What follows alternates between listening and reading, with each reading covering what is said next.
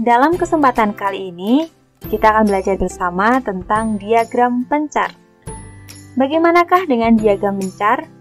Maka dari itu, kalian simak video ini sampai selesai.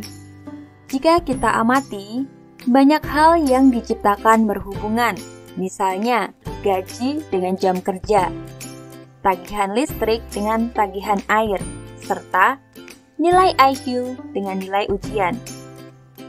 Dari beberapa hubungan yang ada, maka kita akan mengenal diagram pencar.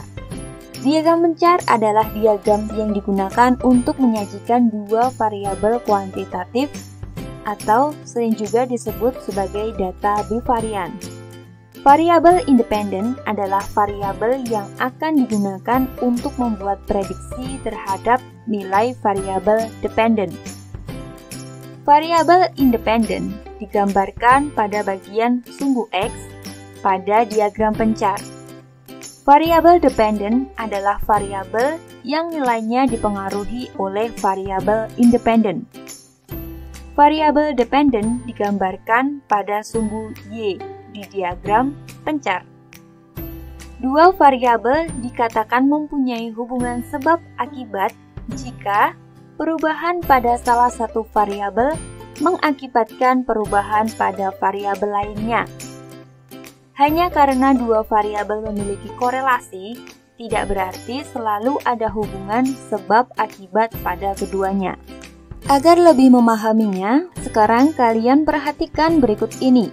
Kemudian, temukan bagaimana hubungan dari mereka dan berikan alasannya. Yang pertama, banyak kendaraan bermotor dan tingkat polusi udara. Bagaimanakah dengan hubungannya? Hubungannya adalah semakin banyak kendaraan bermotor, maka semakin meningkat tingkat polusi udara. Alasannya adalah karena kendaraan bermotor menghasilkan polusi udara dari asapnya. Yang kedua adalah jarak yang ditempuh oleh sebuah motor dan volume bensin dalam tangki. Hubungannya adalah semakin jauh jarak yang ditempuh oleh sebuah motor, maka semakin berkurang volume bensin dalam tangkinya. Alasannya adalah karena kendaraan bermotor menggunakan bensin sebagai sumber tenaga untuk bergerak.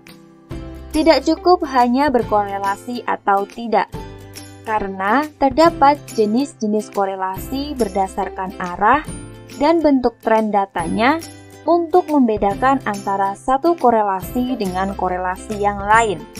Nah, berikut ini adalah jenis-jenisnya. Yang pertama ada korelasi positif. Pada korelasi positif, semakin meningkat nilai variabel X, maka nilai variabel Y juga semakin meningkat. Contoh gambarnya seperti ini. Ada korelasi positif dan juga korelasi positif tingkat tinggi. Nah, kemudian yang kedua ada korelasi negatif.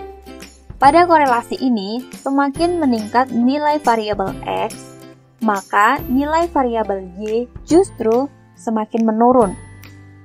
Jika suatu data berkorelasi negatif mempunyai tren linear, maka titik koordinatnya akan seolah-olah membentuk garis menurun.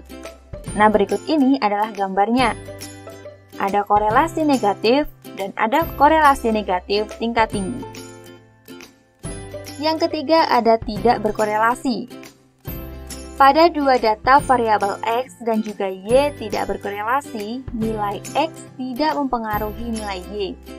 Dalam diagram pencar atau diagram scatter, hal ini digambarkan dengan titik-titik koordinat yang tidak mempunyai kecenderungan bergerak naik ataupun bergerak turun, seolah-olah titik tersebut tersebar secara acak. Contoh gambarnya seperti ini.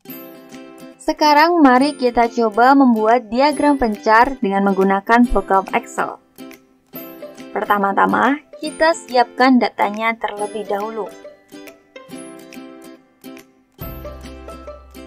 Langkah selanjutnya adalah kita drag seluruh data, kemudian kita klik pada bagian Insert, kemudian kita klik pada bagian Scatter dan pilihlah diagram pencar. Dan inilah diagram pencar dari data yang sudah ada. Selain itu, kita juga bisa melihat garis linearnya.